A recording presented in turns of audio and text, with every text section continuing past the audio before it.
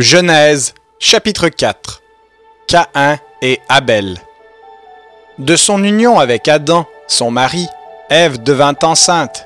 Elle mit au monde Caïn et dit alors « J'ai fait un homme grâce au Seigneur ». Elle donna aussi le jour au frère de Caïn, Abel.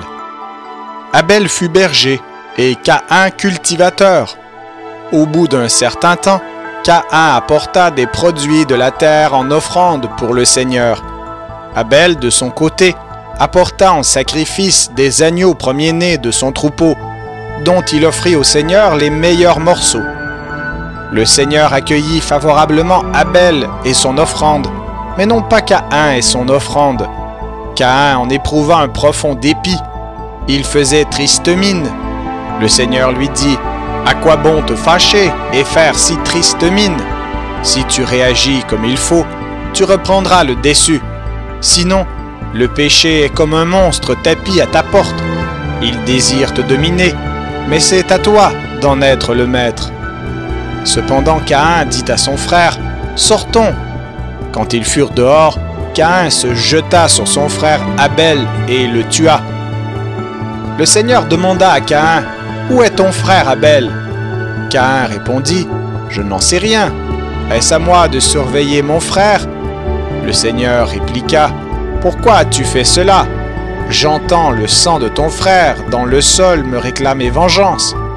Tu es désormais un maudit, chassé du sol qui s'est ouvert pour recueillir le sang de ton frère, ta victime.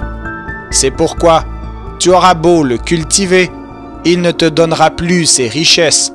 Tu seras un déraciné toujours vagabond sur la terre. » Caïn dit au Seigneur, « Ma peine est trop lourde à porter. Tu me chasses aujourd'hui du sol cultivable, et je vais devoir me cacher loin de toi. Je serai un déraciné toujours vagabond sur la terre. Quiconque me trouvera pourra me tuer. » Mais le Seigneur lui répondit, « Non, car si quelqu'un te tue, il faudra 7 meurtres pour que tu sois vengé. » Le Seigneur mit alors sur Caïn un signe distinctif pour empêcher qu'il soit tué par quiconque le rencontrerait.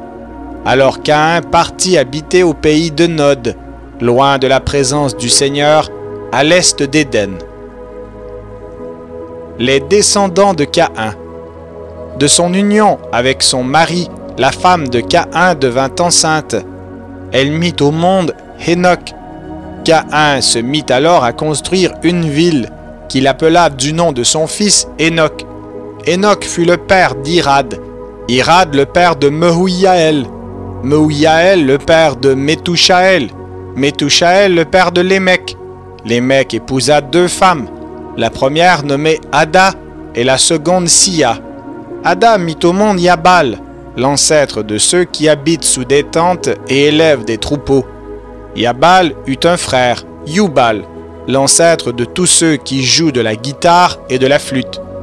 Sia, elle aussi, eut un fils, Toubal-Caïn, le forgeron qui fabriquait tous les outils tranchants de bronze ou de fer. La sœur de Toubal-Caïn était Naama.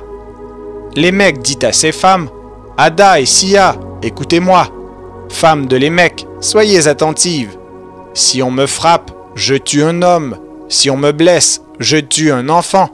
S'il faut tuer 7 hommes pour venger Caïn, on en tuera 77 pour que je sois vengé. » Adam et sa femme eurent encore un fils.